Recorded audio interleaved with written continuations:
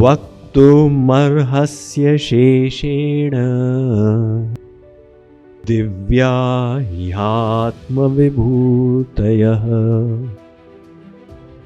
yabhir vibhutibhir lokan imanstvam vyapya tishthasi katham vidyamaham yogins tvam sada parichintayan keshu keshu cha bhaveshu chintyosi bhagavan maya. Translation. Please describe to me your divine opulences by which you pervade all the worlds and reside in them. O Supreme Master of Yoga, how may I know you and think of you? And while meditating, in what forms can I think of you? O Supreme Divine Personality.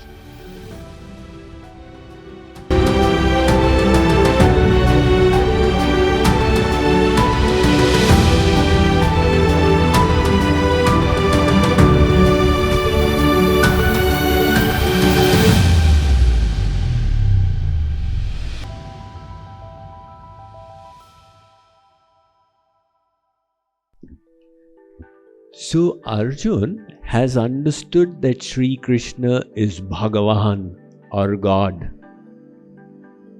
Now he wants to understand God's glories, by which he can think of God and meditate upon Him.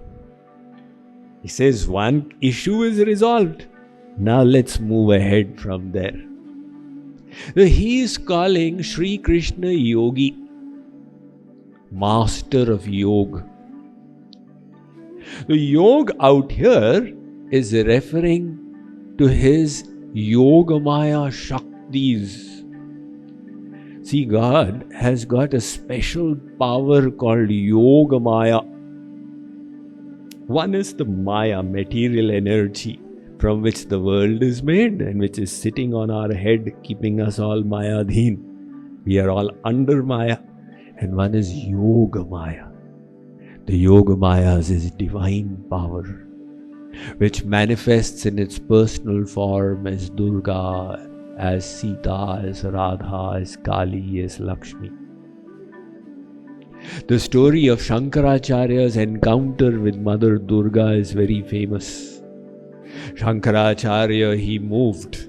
When he took sanyas, he moved from Kaladi to the banks of the Narmada, where he resided with his Guru Govind Bhagavat Pad.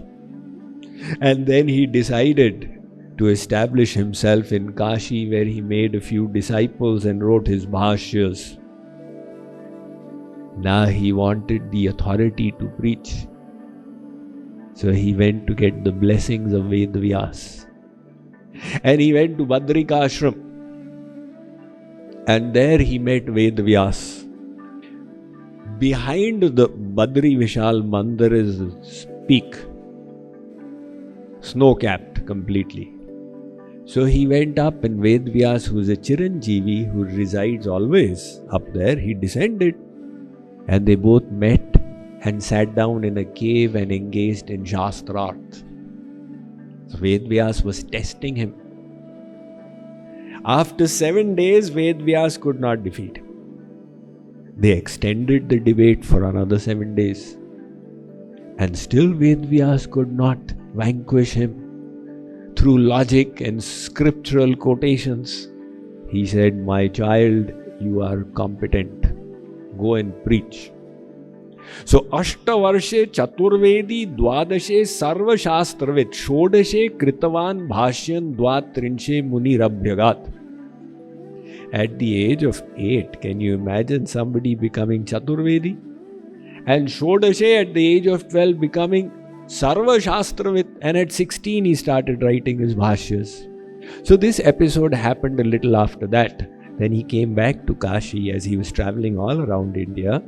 When there were his disciples, he would go daily to bathe in the Manikarnika Ghat by the banks of the Ganges. Now Kashi, being an old city, has got narrow streets. So one day he discovered ladies blocking the street. And Shankaracharya's path was now obstructed. He stood there and urged, "Mother, please give way." The lady had her husband's dead body in her lap. And she was wailing, "He was so nice. Why did this happen? Why did God do this to me?" When the Acharya requested her, she increased her wailing. So now in a stronger voice he said, "Mother, please give us way." She started screaming, "Other wives have got husbands. God is so unjust to me." Shankaracharya got a little annoyed. He said, "Mother, your husband has departed. Crying is not going to bring him back." All of a sudden, the woman turned to Shankaracharya and said, "Acharya, why are you asking me to give way?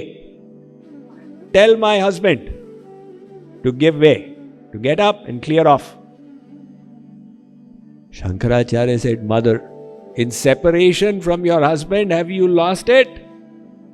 This is a dead body. It doesn't have energy. How will it get up?" The lady said, "Acharya, you have said, you have admitted in your bhashya that God is the creator of the world. Creation requires energy or shakti. You have not admitted the Shakti of God in your theory. You have described Brahman as Nirgun, Nirvishesh, Nirakar, Avyakt, Shakti Rahit. If God doesn't have Shaktis, how did He create the world? And if God can do it, if Brahman can do it, let my husband's dead body also get up without Shakti to prove your point." Shankaracharya was blown off. Vedavyas did not defeat me. This lady has pulled the ground out from under my feet. He closed his eyes, opened it, and the whole scenario had changed. In place of the lady and her dead husband was Mother Durga sitting on the lion with 10 arms. Shankaracharya understood. This is the Adya Shakti, the divine power who has revealed her presence to me. He fell flat on the floor and offered his stutis. So amongst the various stutis to Mother Durga, two by Shankaracharya very popular. One is the Saundarya Lahari and the other is the Ananda Lahari, which he spoke at that time, in which he said, God is Srishti Karta, but it is by your Shakti that he does anything. Without Shakti, nobody can do anything. So you are the Shakti, the Yogamaya Shakti, who is worshipped as the mother of the universe. So in this verse, he is referring to God as Yogi, the master of Yogamaya. And he says, give me a means to meditate on you. So describe your glories. Now, there's so many glories that are visible everywhere. You just need to open your eyes and see the miracle of God in every atom of His creation. Take a look at this body itself. It has got so many parts, so many processes going on within the tiny cell. You see some expanded images of the cell. It's a universe in itself. And all the functions being performed by the liver, kidneys, if those were replicated on the outside, you would need big machines that would take space bigger than this hall. And the sound of it would go all the way to Vartal Dham. But all that is happening silently. Even the doctor cannot hear. He puts a stethoscope. Breathe deeply, I can't hear you. Breathe more deeply. This is the miracle of God. We people create parts, little parts, and then assemble them. And God creates this body completely by itself. And it has the ability to create others of its kind. Now, look at all the different creatures in the world. You have the eagle that is endowed with such ability that flying 10,000 feet in the air, you cannot see the eagle. But the eagle can see all of Sugarland, Pearland, Katy New Territory. Just throw a dead mouse out of your house. Within 10 minutes, an eagle comes to swipe it off. How did the eagle come to know? Where did it come to know from? It saw from there. There are so many squirrels, but they are moving. This one movement has stopped, likely dead. And take a look at the dog. On the airports, the human being, he becomes an anuyayi follower of the dog. Hari Baba, you are a human. Why do you follow the dog? What the dog can do, I cannot do. Its nose is so powerful, a few atoms are left there of the aroma, of the smell, and the dog can pick it up. And then you got these birds. Once in Dallas, we requested as a symbol of peace. We called somebody who has white pigeons, get them over, and we will release them. So we released them in the morning. They were brought at night in a basket. And in the morning we arrived at Radha Krishna temple, and she handed one pigeon at a time and said, Swamiji, handle it carefully. Its bones are so light, a little crush and they will break. Because the bones are hollow, that is how it flies. And with most delicacy I held it and I released the pigeon.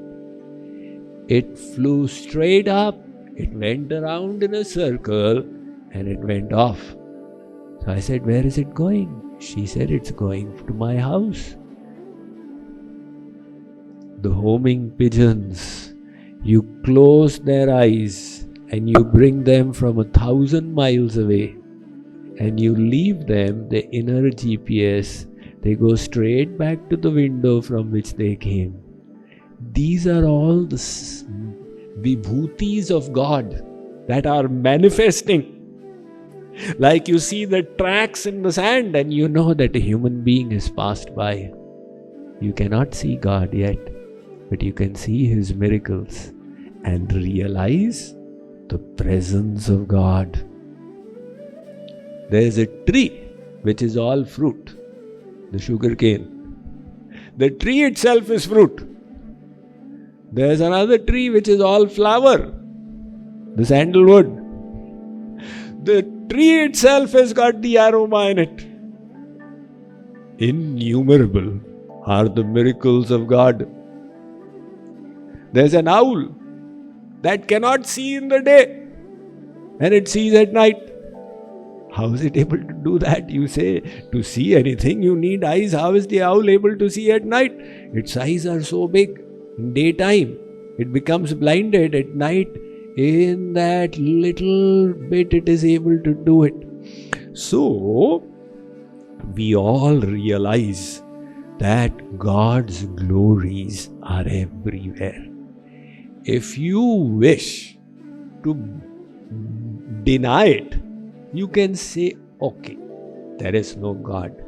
But that doesn't stand to common sense. One person, he decided he wants to have a dog as a pet. And he went to the pet shop and purchased a puppy dog. Next morning, he took his dog for its first walk. And he also from the pet shop got this, the ball thrower. So he threw the ball and the dog went running and dutifully brought it back to him. So owner and dog were happy. He took it and threw the other side. And again the dog brought it back. So this happened a few times. And there was a lake. He threw it on the lake. And the dog went running over the water and got it. He said, "Did I see correctly?" Oh my God. He tried again. The dog did it a second time, third time. "I've got a miracle dog." So he went and knocked the door of his neighbor. Neighbor said, "You've got a dog?" Yes, come, let's go for a walk. So again he did this. Without telling the neighbor, he threw the ball on the water. And the dog went running on top and got it. He looked at his neighbor. The neighbor didn't show any surprise. So again he did it. Third time, he asked the neighbor, "Do you see anything strange about the dog?" The neighbor said, "This son of a gun doesn't know how to swim." The miracle is happening in front of his eyes. He refuses to acknowledge it. He says he doesn't know how to swim.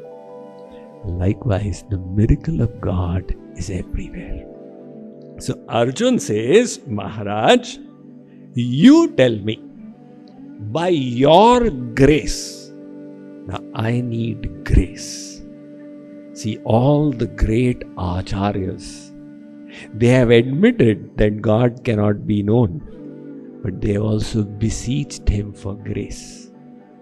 Jagadguru Nimbarkacharya said, "Anadimaya pariyukta rupam tvenam vidurvai bhagavat prasadat." Only by Bhagavan's prasad will we cross over this ocean of Maya. Mahaprabhu Vallabhacharya says, "Pushti margo nugrahaika sadhya." This Pushti marg I am talking about is the marg of grace. Sureshwaracharya, disciple of Shankaracharya, previously Mandan Mishra, he says, "Ishvara nugrahenapi swatma bodho yatha bhavet." Dattatreya Avadhut, he says, "Ishvara nugrahadesha punsa madvaita vasana." Adi Shankaracharya says, "Dhanyoham kritakrityoham vimuktoham bhavagrahat nityananda swarupoham purnoham tvadanugrahat." See, all the acharyas, their Ram kripa binu sunu khagarai jani na jai Ram prabhutai. So Arjun now is beseeching Shree Krishna for special grace and asking Shree Krishna to enlighten him from outside and from inside on Shree Krishna's glories and ways to think about him and what sentiment to keep towards him.